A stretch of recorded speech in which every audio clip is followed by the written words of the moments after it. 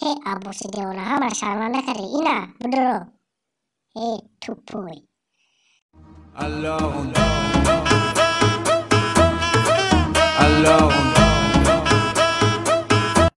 سرفان نکمی تو گره نشیده اما رقص بازی پرتشته مردی خواهد گهی فرقش چه؟ من فرق ندارم بازرسی دولت اتومبیل سرجت امانوف راننده محترم لطفا حجتهای خود را نشان نمایید اکا وای من اکا این پراوا دورمینه شما صورت حرکت ماشین را زیاد نمیدید باز خمی برات که اومده ایسا بده من گفتم بیا سر رو دنشت کیف داریم من خیلی کنم نگفت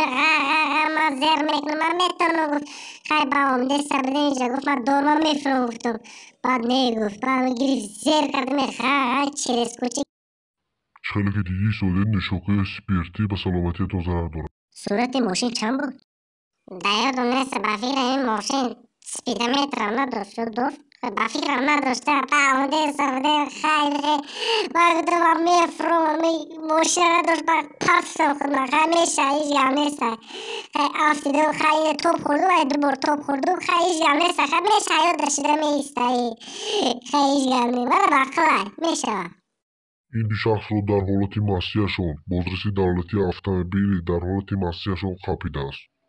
خیلی هم نیست آقای کماندیر دارم شفا بودم دیگه این کار تکرار نمیشه خیلی کم روم داد دلشته خیلی هم نمیشه یاد میشه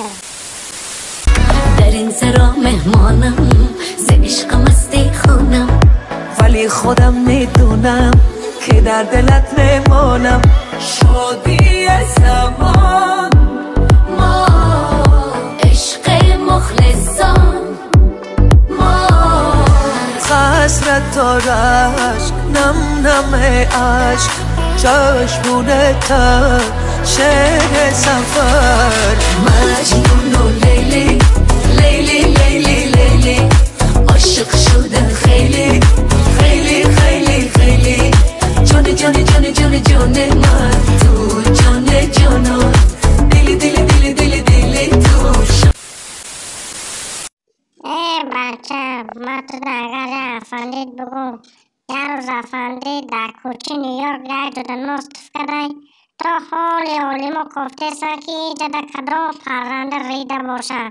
با تو را همیشه نکنی بچه